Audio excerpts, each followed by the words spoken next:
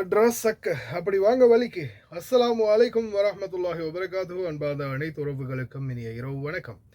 Interior ministry 150 dinar கட்டணமாக visit வீசாதாரர்களுக்கு regular visa, அதாவது குவைத்துடைய குடியுரிமை வீசாவை மாற்றுறதுக்கான, குடியிருப்பு வீசாவை மாற்றுறதுக்கான அனுமதியை வழங்குறாங்க வெறும் 150 தினாரில்.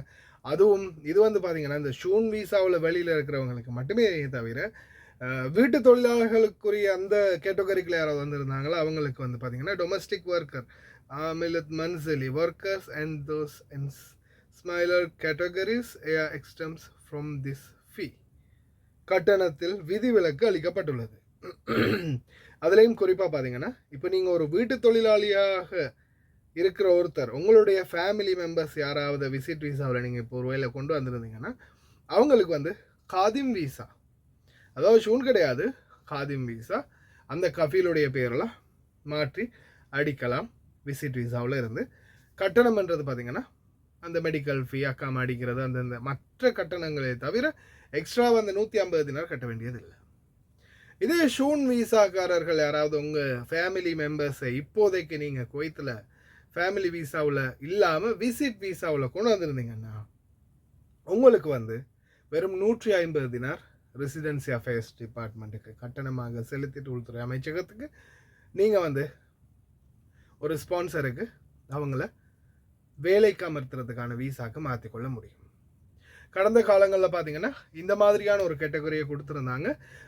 எந்த ஸ்பான்சர், அதாவது இது காதிம் இல்லை, நான் ஷூனுக்கு சொல்கிறேன், காதிம் வீசாவில் அதே ஸ்பான்சருக்கு விசிட் வீசாவில் இருக்கிறவங்கள இந்த டொமஸ்டிக் ஒர்க்கர் காதிம் வீசாக்கு மாற்றிக்கொள்ள முடியும்.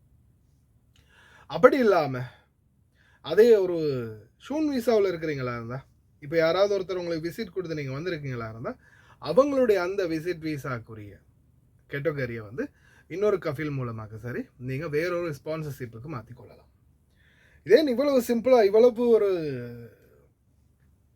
அவசரமாக, ரொம்பவும் 150 தினார்ன்றது பெரிய அளவில் அமௌண்ட் ஒன்று இல்லை இல்லையா?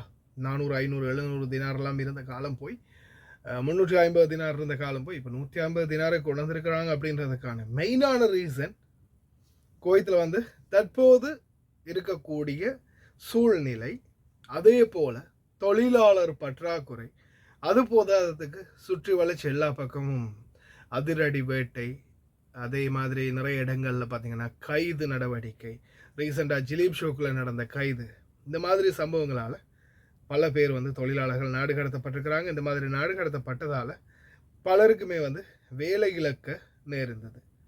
இந்த வேலை இழப்பு மிகப்பெரிய அளவில் ஒரு துன்பமாக மாறியது எல்லாருக்குமே. அந்த துன்பத்தில் இருந்து விடுவிக்க இப்போ இந்த செயற்பாடு முன்னெடுத்திருக்கிறாங்க குவைத்துடைய உள்துறை அமைச்சகம் அப்படின்றது முக்கியமான தகவல்.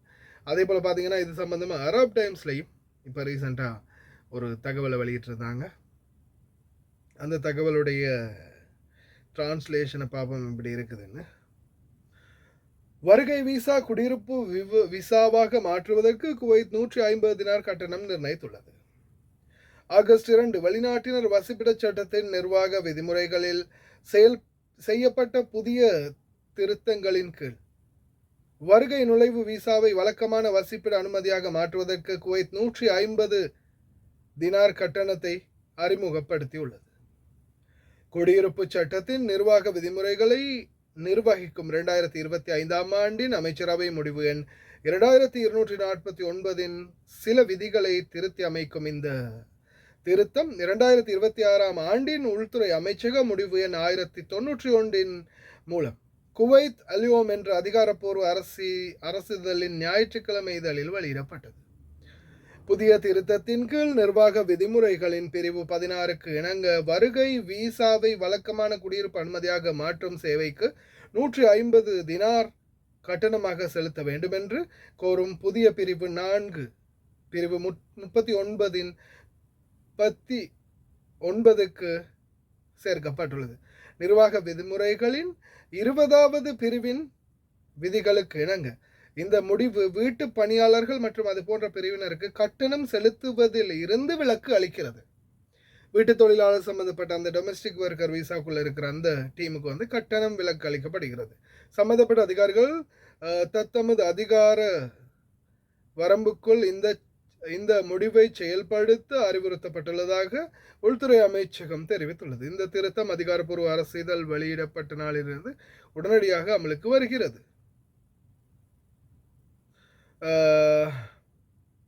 பரவாயில்ல, ஆர்டிக்கல் வந்து 20க்கு மட்டும் இந்த சலுகையை வழங்கி இருக்கிறாங்க. ஏன்னா அது வந்து அந்த கேட்டகரிக்குள்ளே தான் மாறப்போகுது. இப்போ நீங்கள் காதிமில் இருக்கிற யாருமே விசிட் விசாவில் காதிம் விசா ஒருத்தர் இப்போ நான் வந்து காதிம் விசா வீட்டில் வேலை செய்யக்கூடிய டிரைவர், என்னுடைய ஃபேமிலி, என்னுடைய மனைவியாக இருக்கலாம், குழந்தையாக இருக்கலாம், அதாவது வேலை செய்யக்கூடிய தகுதி உள்ளவங்க, அந்த வயசில் உள்ளவங்க. அப்படி இல்லைன்னா என்னுடைய அம்மா அப்பா தம்பி தங்கச்சி யாராவது ஒருத்தர் இப்போ விசிட் விசாவில் பாபா மூலமாக நான் சொல்லி எடுத்திருக்கிறேன்னு வைங்களேன் உதாரணத்துக்கு, அவங்கள வந்து என்னுடைய பாபா மூலமாகவே அவருடைய பேரில் அக்காமா அடிக்க முடியும். ஒர்க்கரா முன்னாடி அடிக்க முடியாது. விசிட்டில் வந்தால் விசிட்டில் மட்டுமே இருந்துட்டு உடனே கிளம்பி போகணும். ஆனால் இப்போ இந்த சான்ஸை வழங்கியிருக்கிறாங்க. அதுக்கப்புறம் அவர் அக்காமா அடிச்சுட்டு அதுக்கப்புறம் அவர் தனாசர் கொடுத்து வேறொரு கஃபீலுக்கு மாற்றிக்கொள்றதுக்கான வாய்ப்புகள் இருக்குது. அதே மாதிரி ஷூன் விசாவிலையும் விசா அதே முதலாளிக்குள்ள மட்டுமே அடிக்கணும்ன்றது இல்லை. ஆனால் இவங்க வந்து பார்த்தீங்கன்னா 150 தினாரை கொடுத்து கட்டிட்டு அதுக்கப்புறமா உங்களுடைய ஸ்பான்சர்ஷிப்பை நீங்கள் டைரெக்டாகவே மாற்றிக்கொள்ளக்கூடிய வாய்ப்பும் இருக்குது.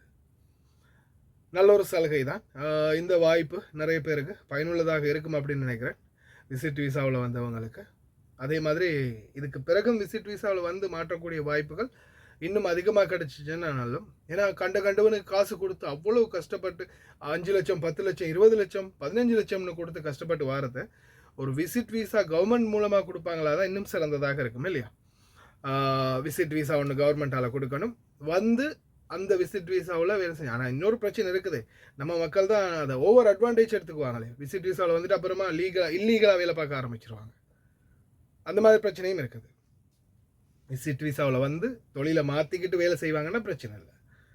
இந்த துபாயில் இந்த மற்ற நாடுகளில் மாதிரி விசிட்டில் வந்து அப்படியோ இல்லீகல் ரெசிடென்ஸாகவே அக்காமா இல்லாமல் இருந்து வேலை செய்யணும் அப்படின்னு நினைக்கிறவங்களும் இருக்கத்தான் செய்கிறாங்க.